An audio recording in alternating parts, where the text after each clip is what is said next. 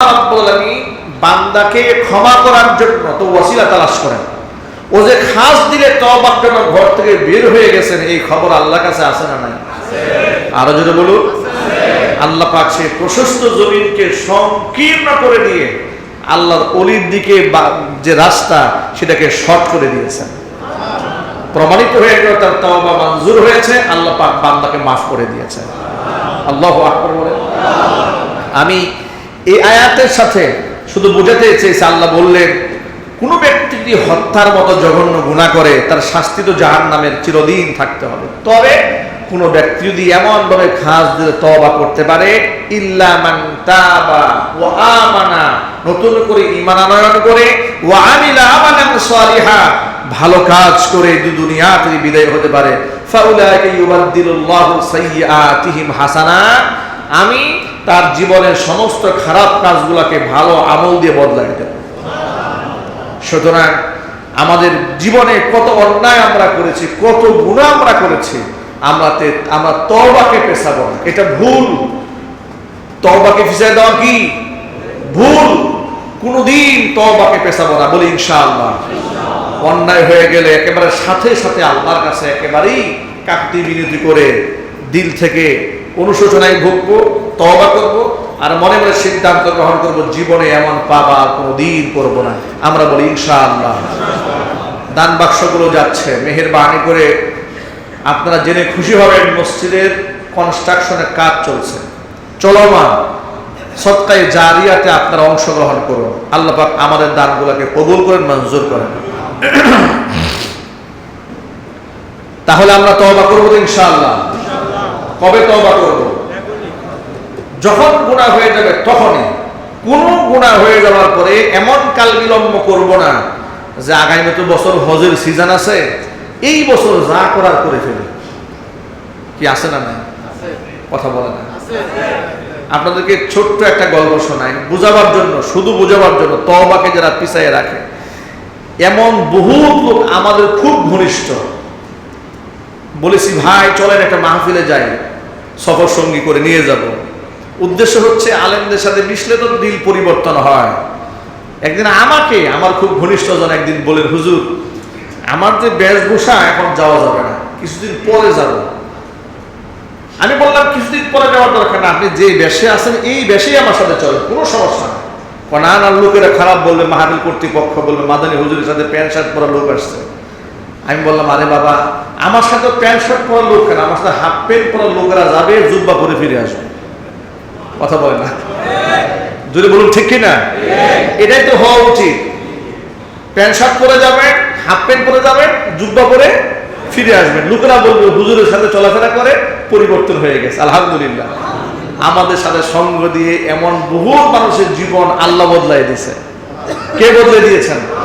আল্লাহ বদলে দিয়েছেন। তাদের চেহারা সুরত দেখলে আপনি মনে করবেন শাইখুল হাদিস, কিন্তু জীবনে মাদ্রাসায় পড়ে নাই, কিন্তু চেহারা সুরত বেশভূষা আমল আখলাক সব আল্লাহ চেঞ্জ করে দিয়েছে।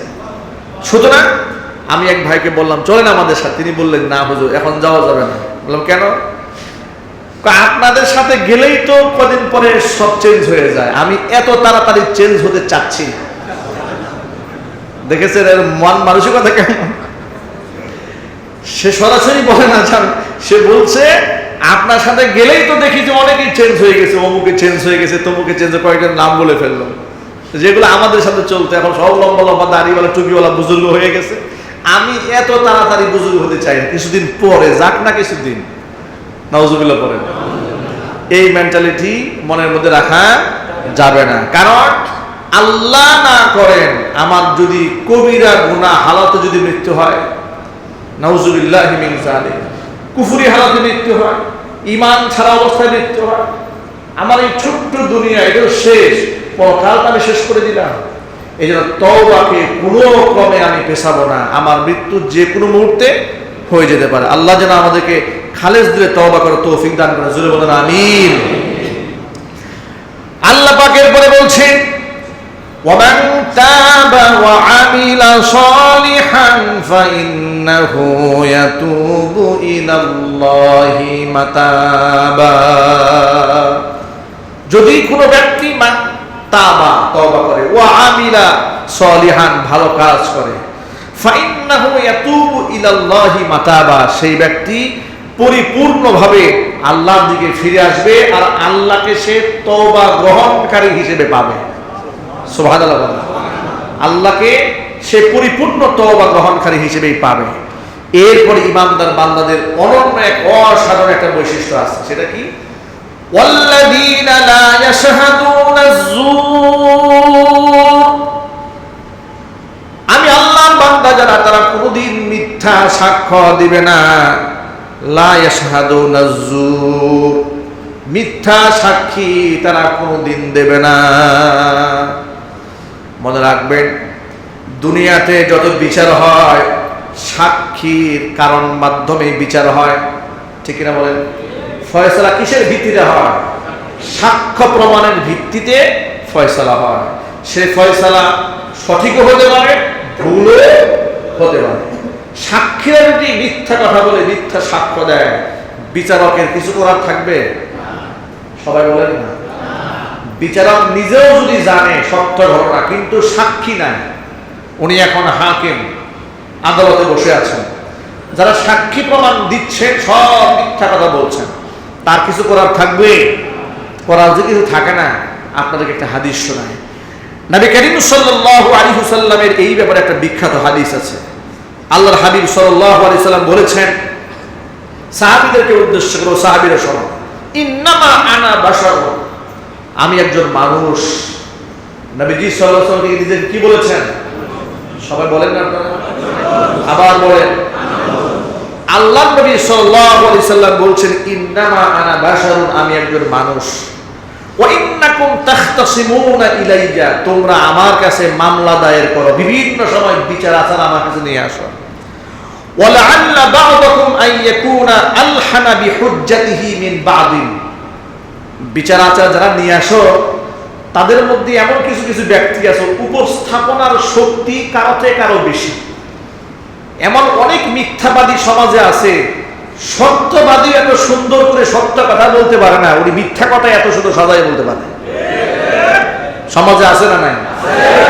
তার মিথ্যা শুনলে আপনি মনে মনে চিন্তা করবেন এর চাইতে সত্য পৃথিবীতে আর নাই, কিন্তু এর মিথ্যা শুনে ইবলিস শয়তানও কান্দে। ঠিক কিনা বলেন? নবী করিম সাল্লাল্লাহু আলাইহি ওয়াসাল্লাম এই কথা বলছেন যে তোমাদের মধ্যে এমন কিছু লোক আছে, ওয়ালা আল্লা বা'দাকুম আইয়াকুনা আলহানা বিহুজ্জাতিহি মিন বা'দিন, দলিল প্রমাণ সাক্ষ্য প্রমাণ পেশ করতে গিয়া দেখা যায় কেউ খুব পারদর্শী, আর আমি ওয়াকদি লাহু আলা নাহদি মা আসমা, আমি যা শুনি দলিল প্রমাণ সাক্ষী প্রমাণের ভিত্তিতে আমি সেই ফয়সালা করি।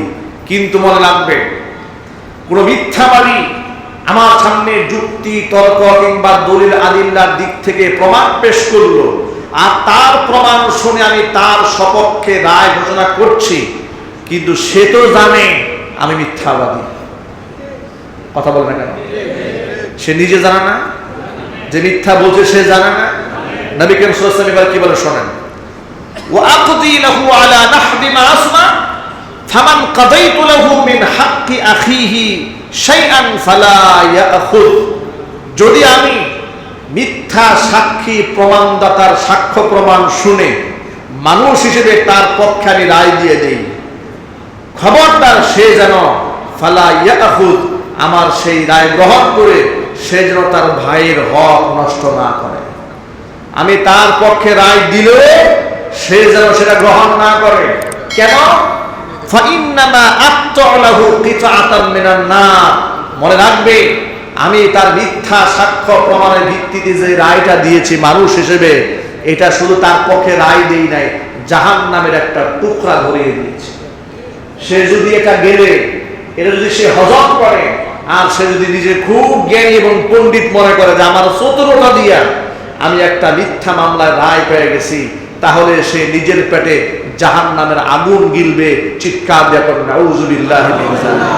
এই হাদিসটা বুখারী শরীফের হাদিস, হাদিসটা মুসলিম শরীফের হাদিস, সম্পূর্ণ বিশুদ্ধ রওয়ায়াতে এসেছে।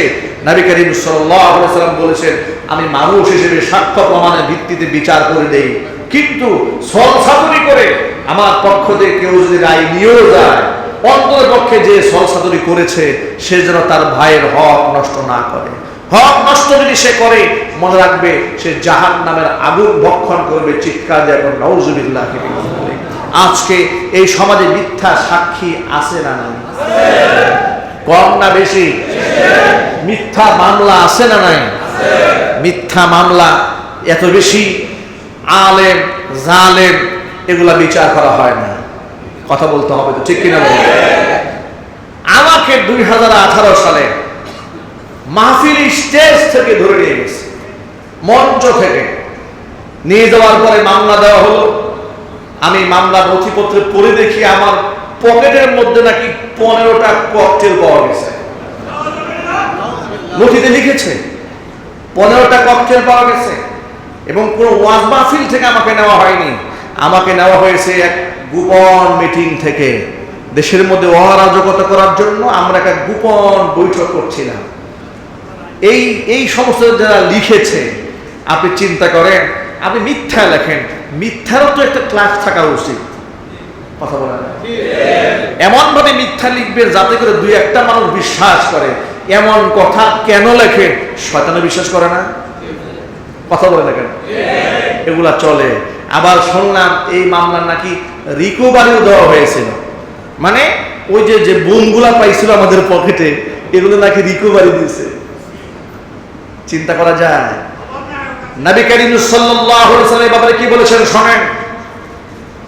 আল্লাহর নবী সাল্লাল্লাহু আলাইহি ওয়াসাল্লাম বলেছেন, আলা উনাব্বিউকুম বিআকবারিল কাবাইর, কবিরা গুনার মধ্যে জঘন্যতম কবিরা গুনার কথা কি তোমাদেরকে বলবো না? সাহাবায়ে কেরাম বললেন, নিশ্চয় বলবেন হুজুর। বলেন শোনো।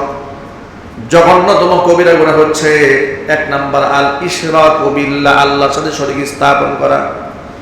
2 নাম্বার হচ্ছে উকুকুল ওয়ালিদাইন, পিতা মাতার নাফরমানি করা। 3 নাম্বার হচ্ছে কাউলুজ জুর ও শাহাদাতুজ জুর, মিথ্যা কথা বলা অথবা মিথ্যা সাক্ষ্য দেওয়া। মিথ্যা কথা বলা কবিরা গুনার মধ্যে সর্দার গুনাহ, মিথ্যা সাক্ষী দেওয়া কবিরা গুনার মধ্যে সর্দার গুনাহ, যেটা মানুষেরা 500 টাকার বিনিময়ে এমন মিথ্যা সাক্ষ্য দেয় একটা মানুষের জীবন বরবাদ হয়ে যায়। কথা বলেন ঠিক কিনা? ক্ষমতার দম্ভে কিংবা দুনিয়ার কিছু নাজ নিয়ামত গ্রহণ করার স্বার্থে আপনি যা করলেন, মনে রাখবেন সমস্ত কর্মকাণ্ড রেকর্ড হয়ে যায়। যে পরিণতি আপনি একটা পরিবারের উপর চাপিয়ে দিয়েছেন, আপনার পরিবারকে এর চাইতেও জঘন্য পরিণতি ভোগ করতে হবে।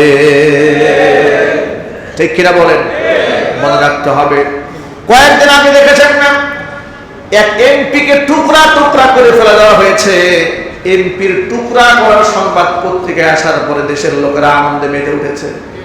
লোকেরা বলতেছিল যে এইরকম বহু মানুষকে সে আগে নিজে টুকরা করছে, বিনিময়ে আল্লাহ পাক ওরেও টুকরা বানিয়ে দিয়েছে। সকলকে মনে রাখবেন, এই কথাটা মূলনীতি আকারে মনে রাখবেন। প্রত্যেকটা কর্মকাণ্ড আল্লাহর কাছে রেকর্ড হয়ে যায়, আর পাপের প্রায়শ্চিত্ত দুনিয়া এবং আখিরাতে আপনাকে ভোগ করতে হবে। দুনিয়াতে সীমিত আকারে আর ভয়ঙ্কর আকারে ভোগ করতে হবে পরকালে। আল্লাহ পাক যেন আমাদের সকলকে হেফাজত করেন। জোরে জোরে কোন আমিন। মিথ্যা সাক্ষ্য দিলে কতজন মানুষের হক নষ্ট হয়। আপনি যার বিরুদ্ধে সাক্ষী দিলেন তার হক নষ্ট করলেন, 1 নাম্বার। 2 নাম্বার, আপনি বিচারককে ক্ষতিগ্রস্ত করলেন, তিনি মিথ্যা রায় দিয়েছেন, তাকে ক্ষতিগ্রস্ত করলেন। 3 নাম্বার, আপনি যার পক্ষে মিথ্যা সাক্ষ্য দিলেন আপনি নিজেরও ক্ষতি করলেন, তারও ক্ষতি করলেন। কথা বলেন ঠিক কিনা? যে মিথ্যা সাক্ষী দিয়েছে সে জাহান্নামের আগুন ভক্ষণ করেছে, তার নিজেরও ক্ষতি হয়েছে। যার পক্ষে বলেছে সে তারও ক্ষতি করেছে, অন্যের উপর জুলুম করেছে। এর মানে একটা মিথ্যা সাক্ষ্য চতুর্মুখী এক জুলুমের পরিবেশ তৈরি করে সমাজে অনেকগুলো মানুষের হক একসাথে নষ্ট করে বরবাদ করে দেয়। এই জন্য মিথ্যা সাক্ষ্য প্রদান করা কবিরা গুনার মধ্যে জঘন্যতম কবিরা গুনাহ। মিথ্যা কথা বলা কবিরা গুনার মধ্যে জঘন্যতম কবিরা গুনাহ। আমরা আল্লাহর বান্দা যারা নিজেদেরকে আল্লাহর বান্দা বলে দাবি করি, কোরআন মাজিদের সূরা ফুরকানে বর্ণিত এই গুণগুলা নিজেদের মধ্যে আনয়ন করার দরকার আছে না নাই? আজকের পর থেকে কোনো প্রকারের মিথ্যা সাক্ষী, মিথ্যা বক্তব্য, মিথ্যা কথা আমরা বলবো না। আমরা কি ওয়াদা করতে পারি ইনশাআল্লাহ? হাত তুলে ওয়াদা করেন, ওয়াদা করেন, আল্লাহর কাছে হাত তোলেন। আল্লাহ যেন আমাদের সকলকে তওবা করার তৌফিক দান করেন, মিথ্যা পরিহারের তৌফিক দান করেন। আল্লাহ পাক মিথ্যা সাক্ষ্য দেওয়ার মতো জঘন্য ভয়াবহ গুনাহ থেকে বেঁচে থাকার তৌফিক দান করে। জোরে বলেন আমিন।